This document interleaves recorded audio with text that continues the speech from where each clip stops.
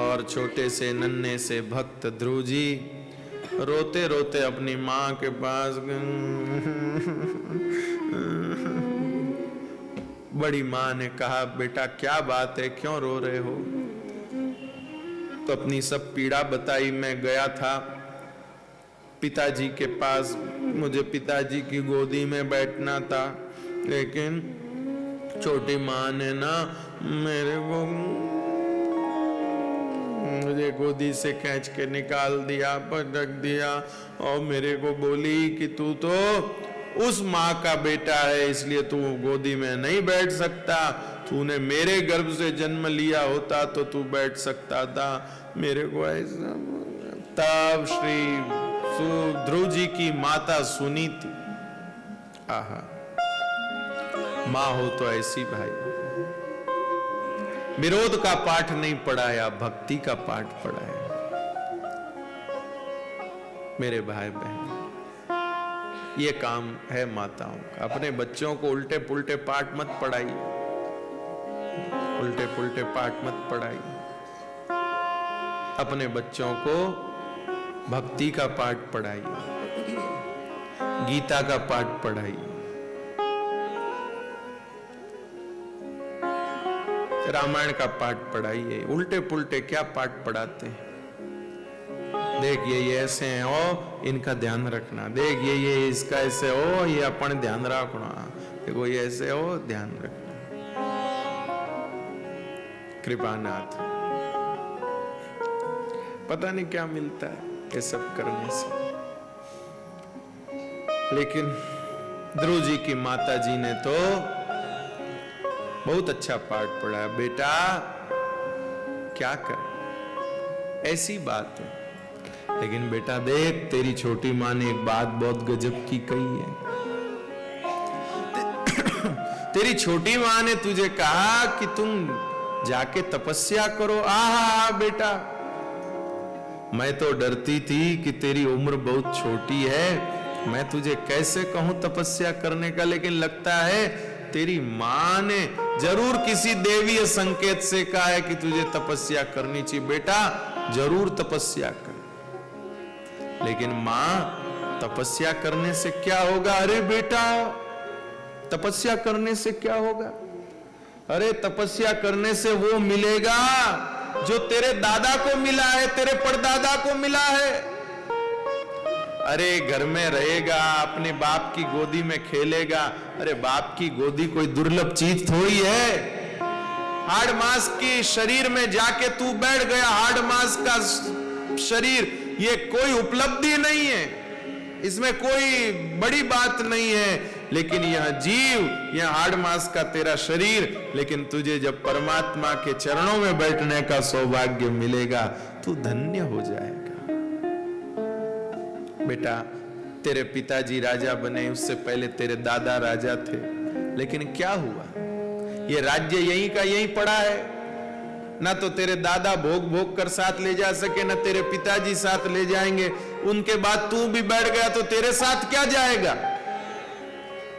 असली कमाई तो भगवान की भक्ति है बेटा। जंगल में जा, तू तो भजन कर। मां सच में जाऊं? हाँ हाँ बेटा सच में जा। और इस प्रकार अपने पुत्र को भजन के लिए उत्साहित करके मां ने भेज दिया। कृपानाथ, मां ने भेज दिया। पहले के समय में जब कथा होती थी ना, जब मैं बहुत छोटा था, सुनता था कथा, तब तो जैसे ये ध्रुव जी का प्रसंग आता था, माताएं रोती थी। तो हम सुनते थे बैठे बैठे, तो माता एकदम, देखो भाई केड़ो छोटो छोरो भेज दिया भाई। माँ ने कैसे दिल कठोर किया, कैसे भेजा छोटो छोरो जंगल में गयो, पर कैसे। जैसे फिल्म देखते देखते कई बार कुछ प्रसंगों पर भावुक हो जाती माताएं, ऐसे कथा में हो जाती थी। पहले तो फिल्में नहीं थी, घर घर टीवी नहीं थी, तो कथा ही था सब कुछ। देखो छोटो छोरो क्यों, छोटो बाप रे कई लाख तो घोड़ा में बैठा थे, पता छोटो छोरो जी। तो मेरे मन में आती थी कि इसका मतलब ये माताएं अपने संतान से कितना प्रेम करती हैं कि अगर वो ये जब ध्रुव जा रहा है तो वो अपने बेटों के बारे में सोचती, भाई हमारा बेटा तो एक दिन भी चला जाता है कहीं कैंप में स्कूल से तो हमको ऐसा लगता है, और ये कैसे जाएगा, क्या करेगा, कैसे रहेगी इसकी माँ, ये सोचती है। लेकिन महाराज अब देखो ऐसा समय बदला है कि जहां बच्चे भाई बचपन से ही घर से बाहर रहते हैं।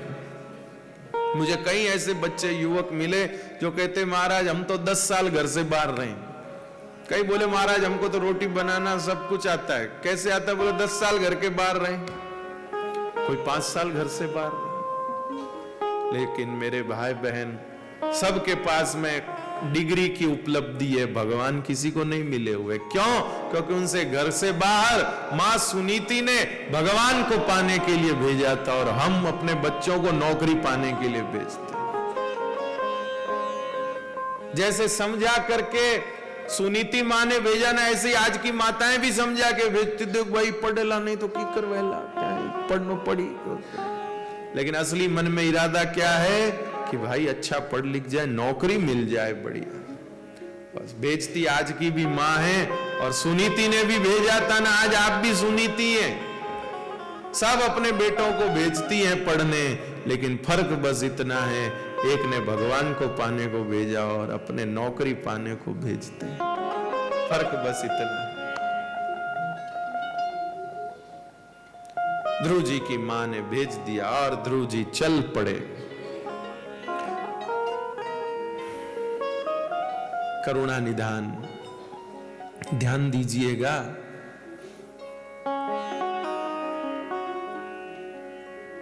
अभी एक व्यवस्था शुरू हुई है, आप में से शायद बहुत लोगों को नहीं पता होगा, टोल टैक्स पर फास्ट टैग नाम की। कुछ लोगों को पता होगा, कुछ लोगों को नहीं पता होगा। जो लोग ज्यादा घूमते फिरते हैं उनको पता होगा। फास्ट टैग वो व्यवस्था ऐसी है कि आप कहीं भी किसी भी व्यवस्था, कोई ऑफिस या ऐसा कुछ है, उसमें पैसे जमा करा दीजिए और आपको एक स्टिकर मिलेगा। उस स्टिकर को आप अपने कार के ऊपर लगा दीजिए। फिर जब आप निकलेंगे कहीं भी किसी टोल टैक्स से, तो आपके लिए कोई नहीं पूछेगा आपको, सुनो आपको कोई नहीं पूछेगा कि इतने रुपए दो उतने रुपए दो। बस आपका वो फास्ट टैग जो होगा उसके सेंसर से वो अपने आप मशीन में रिपोर्ट चली जाएगी कि ये सब ये हैं, और रास्ता खुल जाएगा। फास्ट टैग का स्टिकर हो तो कोई पूछेगा नहीं, आपकी गाड़ी पार हो जाएगी। क्यों? क्योंकि उस स्टिकर में ऐसी कुछ करामात है कि जिससे अपने आप ही ऑफिस में समाचार पहुंच जाते हैं कि भाई हाँ ये जो है ये अदा की हुई गाड़ी है, इसने अपना पैसा जो है उसमें रख दिया, इसलिए अब इसको नहीं रोक सकते। बस ऐसे ही मेरे भाई बहन ध्यान दीजिए, जैसे ही किसी भक्त के मन में, जैसे ही किसी प्राणी के मन में भगवान को पाने की इच्छा होती है, उसके फास्ट टैग लग जाता है। फास्ट टैग लग जाता है, और फिर जब वो आगे बढ़ता है तो अपने आप सब रास्ते खुलते जाते हैं मेरे भाई बहन, अपने आप सब रास्ते खुलते जाते हैं। अपने आप ऊपर खबर पहुंच जाती है कि नहीं भाई इन्होंने अदा की। जैसे वहां स्टिकर बिना कुछ दिए ही रास्ता खोलता रहता है, जहां जमा होना था वहां हो गया। बस ऐसे ही जैसे ही किसी के मन में भगवान को पाने की इच्छा होती है, तो फिर आगे कहीं भी बंधन नहीं मिलता, कहीं रोड़ा नहीं है, सब खुल जाते हैं। माफ करिएगा, आप कहेंगे महाराज नहीं हमारी इच्छा तो है, लेकिन हमारे तो बाधाएं आ रही है। ध्यान दीजिएगा, बाधा आ रही है तो इच्छा नहीं। हाँ, बुरा लगे तो माफ करें, बात सही ना लगे तो मत मानिए, लेकिन जिनके मन में इच्छा होती है उनके कहीं बाधा नहीं आती। अजी इतनी सारी गोपियां रास में पहुंची, एक गोपी का भी ऐसा नहीं कि जिसका रजिस्टर में अब्सेंट हो, एक भी गोपी ऐसी नहीं है कि जो पहुंच नहीं सकी, सब पहुंची। जिनका प्रेम है उनके लिए कोई बाधा नहीं है भाई। जो श्री कृष्ण से मिलने के लिए व्याकुल थी, उनके लिए कोई बाधा नहीं। सुखदेव जी महाराज कहते, जिनके पतियों ने रोक लिया, ससुर ने रोक लिया, तो वो सबसे पहले पहुंच गए। कैसे पहुंच गई जी? लड़के पहुंच गई, पति को यूं झगड़ के आगा उठे, मैं तो जाऊं। नहीं जी, उन गोपियों ने कहा कि आपका अधिकार हमारे शरीर पर है, शरीर रखो, आप संभालो, मन प्राण तो आपके अधीन नहीं है। पाणी ग्रहण तन का हुआ है, मन प्राण का नहीं। मन प्राण तो श्याम सुंदर के, वो तो जाएंगे। तो सुखदेव जी महाराज कहते, शरीर पड़ा रह गया और मन प्राण से वो सबसे पहले भगवान के पास पहुंच गए। बताओ अब, तो जहां प्रेम होता वहां कोई बाधा नहीं होती। तो 5 साल के ध्रुव जी निकल पड़े। मां ने कहा, जा बेटा भगवान को मिल के आ। ये भी नहीं सोचा कि छोटा बच्चा है, किधर जाएगा, कहां भगवान मिलेंगे, कैसे मिलेंगे, क्या खाएगा, क्या मां ने अपना हृदय बनाया होगा, आप सोचो जरा। लेकिन मैंने जैसा पहले कहा कि बस भक्त जैसे ही भगवान को पाने के लिए तैयार होता है, फास्टैग लग जाता है, रास्ता अपने आप खुल जाता है। और श्री ध्रुव जी को मार्ग में नारद जी मिले। नारद जी ऐसे ही आतुर व्याकुल भक्तों को ढूंढते रहते, ऐसे कोई हो तो उनको मैं मिलाऊं, ऐसे कोई हो तो मैं मिलाऊं।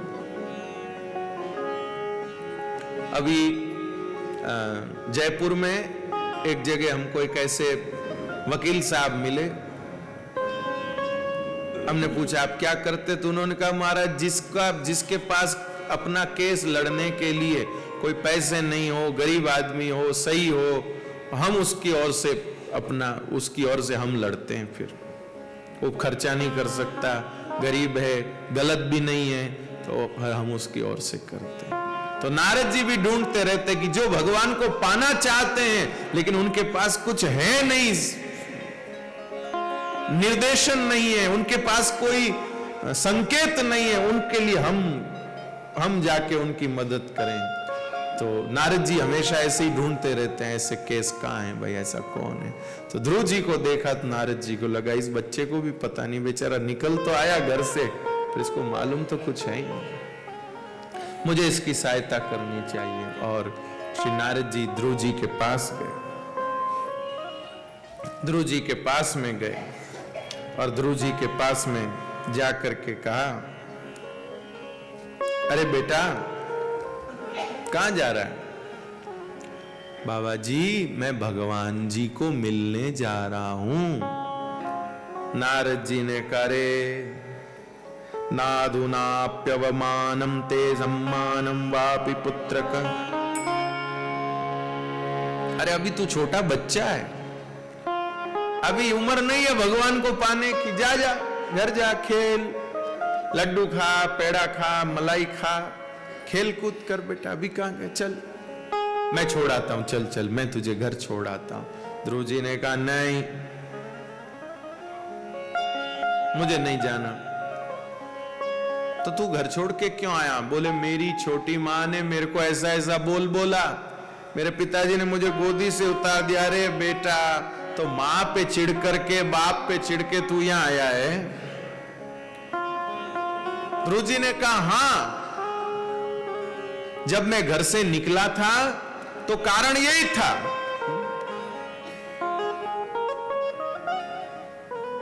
जब मैं घर से निकला था, सुनना भाई, जब मैं घर से निकला था तब कारण यही था कि मेरी मां ने मुझे अटपटा बोला और मेरे पिता ने मुझे गोदी में नहीं बिठाया। लेकिन रास्ते भर सोचते सोचते मैं इस निष्कर्ष पर पहुंचा हूं कि शायद इससे भी बड़ी कोई चीज भगवान है, इसीलिए ये सब चीजें मुझे नहीं मिली। इसलिए अब मेरा ध्यान सिर्फ भगवान को पाने पर है। करुणा निधान। हमारे अंग्रेजी किताब में एक कहानी थी, फॉक्स एंड ग्रेप्स, भूखी लोमड़ी। तो हिंदी में भी थी। तो कहानी ऐसी है, हालांकि उस कहानी से ये थोड़ी बात अलग है। कहानी ऐसी कि एक लोमड़ी को भूख लगी तो कहीं पर अंगूर का गुच्छा लटक रहा था, तो अब वो लोमड़ी उसको खाने के लिए कूदे, लेकिन उसको मिले नहीं। उसने बहुत कोशिश करी और नहीं मिले, तो उसने कहा कि ये तो खट्टे हैं, ये अंगूर जो है खट्टे हैं, इसीलिए मुझे नहीं मिले। अब अपने को नहीं मिले इसलिए खट्टे, ये कोई बात थोड़ी हुई, लेकिन उसने अपने मन को समाधान दिया। तो ऐसे ही ध्यान दीजिए, जगत की कोई लौकिक उपलब्धि हमको नहीं मिल रही है तो चिंता मत करिए कि आप पीछे रह गए। सुनना भैया कान खोल के, संसार की कोई भौतिक उपलब्धि आपको नहीं मिल रही है तो आप ये मत सोचिए कि आप पीछे रह गए। माफ कीजिएगा, आपको यकीन हो या न हो, आप माने या न माने, लेकिन मैं विश्वास पूर्वक कहता हूं, अगर कोई जगत की उपलब्धि छूट भी गई तो चिंता मत करिए, भगवान को याद रखिए और अपना काम करिए, अपने पुरुषार्थ पर चलिए। इससे भी बड़ी कोई उपलब्धि आपका इंतजार कर रही है, तभी ये चीज छूटी। उससे भी बड़ी कोई उपलब्धि आपकी प्रतीक्षा कर रही, तभी वो चीज छूटी है। बस भगवान पे भरोसा हो और पुरुषार्थ पूरा हो, फिर देखिए आप क्या हासिल करते हैं।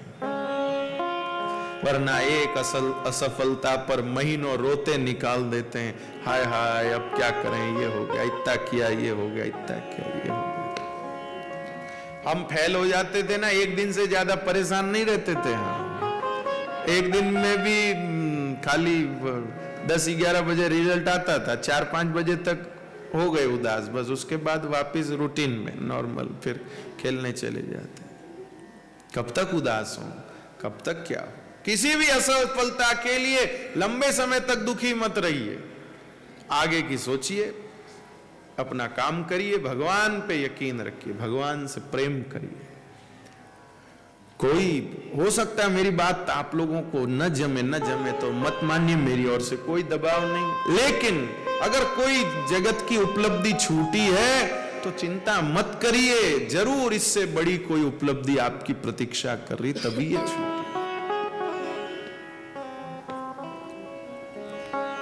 तो ध्रुव जी महाराज को नारद जी कहते, बेटा तू क्या ऐसे? तो ध्रुव जी कहते कि मैं निकला जब तो मेरा इरादा यही था कि मेरे बाप ने मुझे गोदी में नहीं बिठाया, मेरी छोटी माँ ने मुझे ऐसे कह दिया, लेकिन हे बाबा जी, रास्ते में सोचते सोचते मेरे मन में ये बात आई, रास्ते में सोचते सोचते मेरे मन में ये बात आई कि जरूर भगवान की उपलब्धि, भगवान को पाना इन सब बातों से बड़ी चीज है। तभी मेरी माँ ने ये सब चीजों के लिए कुछ न करने के, ये सब इन सब चीजों के लिए कुछ करने के बजाय भगवान को पाने के लिए भेजता, इसलिए मैं तो जाऊंगा।